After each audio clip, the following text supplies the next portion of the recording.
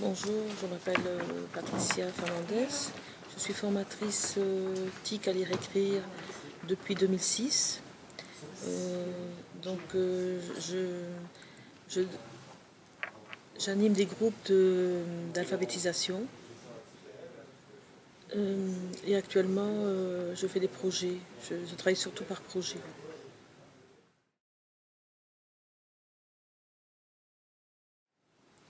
Donc, comme dans le cadre de ma profession, je fais partie d'un groupe de travail TIC au sein de Lire et Écrire. Nous sommes 6 formateurs et nous faisons une réflexion sur les nouvelles technologies dans l'alphabétisation et la pédagogie également pour intégrer dans la formation en alphabétisation.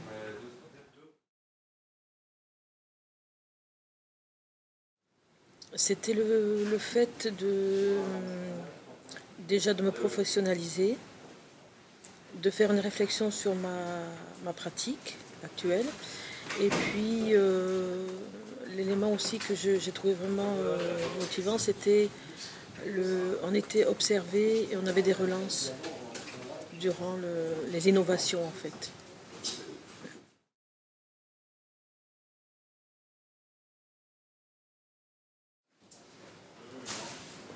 La place au sein du groupe, c'était un petit groupe de 10 personnes. Il y avait une bonne dynamique de groupe. Ça m'a permis de faire des connaissances, de voir la réalité au niveau de certains de mes collègues, d'échanger, de collaborer. Et notamment, actuellement, grâce au Certica, je collabore sur Bruxelles avec une collègue. Nous avons fait un projet.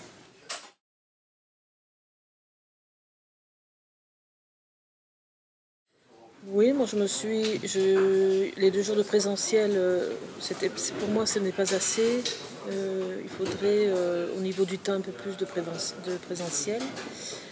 Moi j'allais souvent sur Moodle, ça me permettait de revoir les cours, de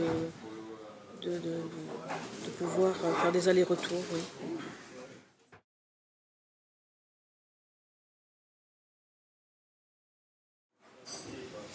Donc, par rapport à cette réflexion, j'ai pris conscience, par exemple, le point au niveau de l'évaluation, moi, ça m'a permis de prendre conscience que je n'évaluais pas assez. Donc, cette année, j'ai mis en place un système d'évaluation formative. Et puis, j'ai créé des activités que je n'aurais jamais osé créer. Par exemple, je travaille avec les cartes mentales. Et ça m'a permis de faire, par exemple, une règle de grammaire avec mon groupe, avec l'outil carte mentale FreeMind.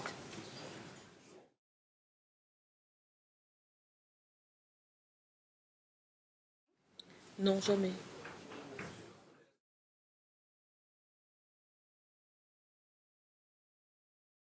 Oui, oui. Les relances de mon accompagnatrice, oui, j'ai eu des relances bienveillantes qui m'ont permis de mieux me situer, de construire, voilà.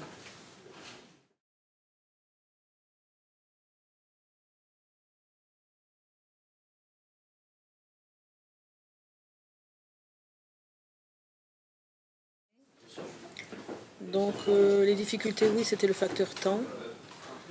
Et les difficultés par la collaboration d'une collègue qui est sur Bruxelles aussi. Nous avons de temps en temps, nous avons échangé, nous avons communiqué, nous avons collaboré.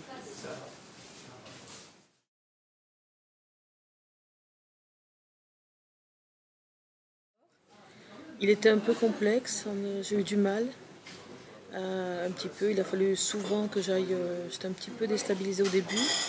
Et après, à plusieurs, on a pu réussir en cherchant les tutoriels, etc. Mais c'est vrai qu'au début, il a été un petit peu, c'était dur au démarrage. Oui.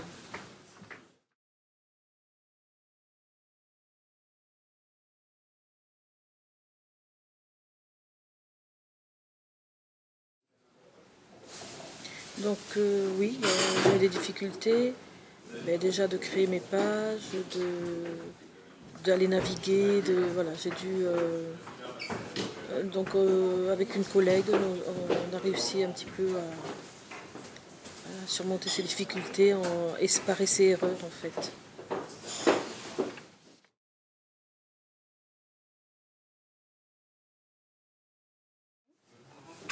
Oui, parce que il était structuré.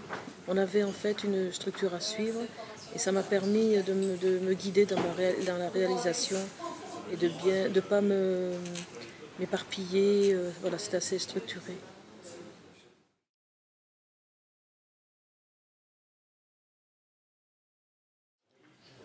Donc, contrairement à ce que je pensais, bien sûr, j'avais un trac fou. Et dès que j'ai mis le PowerPoint en marche, j'ai été libérée et voilà, c'est parti. Je me suis sentie bien. Les questions étaient constructives. Elles nous mettaient pas en difficulté. C'est-à-dire que si on connaissait bien, déjà on connaît bien son travail en faisant le portfolio. Et voilà, c'était pas des questions pièges. Non, je me suis pas du tout sentie déstabilisée.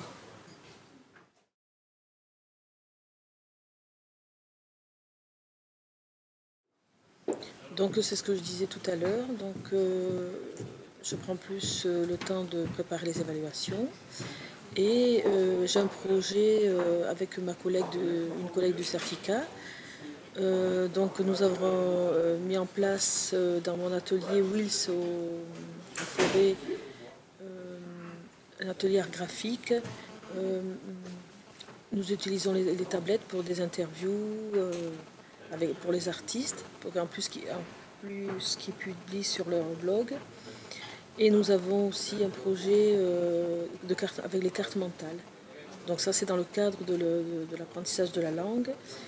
Ils ont construit, la première carte mentale c'était se présenter et la deuxième c'était réaliser une règle de grammaire avec la carte mentale. Et puis on est parti du papier, après on est passé sur le logiciel Word et là la dernière étape c'était sur Prési. Et on a encore poussé un peu plus loin on a utilisé l'outil FreeMind.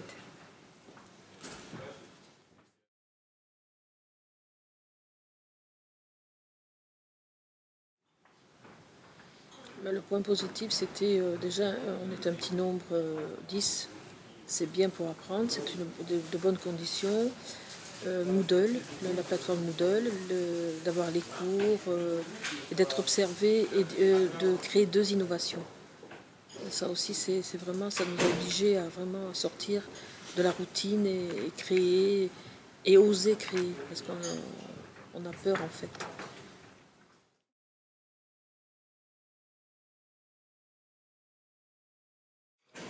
Avoir peut-être 2 ou 3 séances de plus en présentiel. Et en présentiel, créer des mini-ateliers, des situations où on pourrait échanger. Parce que j'ai trouvé qu'il y avait trop de temps de retour, on perdait trop de temps par rapport au retour des animations, des innovations. Il faut prendre du temps, d'accord, pour échanger, mais là, ça serait bien de pouvoir mettre en place ou d'essayer des outils ensemble, mais dans des situations concrètes.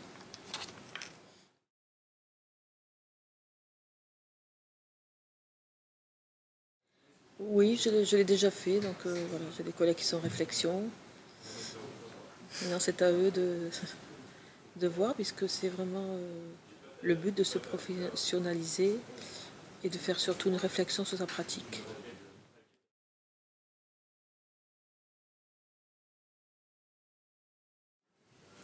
Ben oui, je voulais remercier les personnes qui avaient eu l'idée de créer Certica, parce que pour moi, c'était vraiment une valorisation, une reconnaissance, même au sein de mon employeur, là où je travaille à lire et écrire, puisque demain, je vais également témoigner par rapport à ce que je fais, comment je le fais, et ça m'a donné des ouvertures. Je vais commencer à faire des formations pour les formateurs.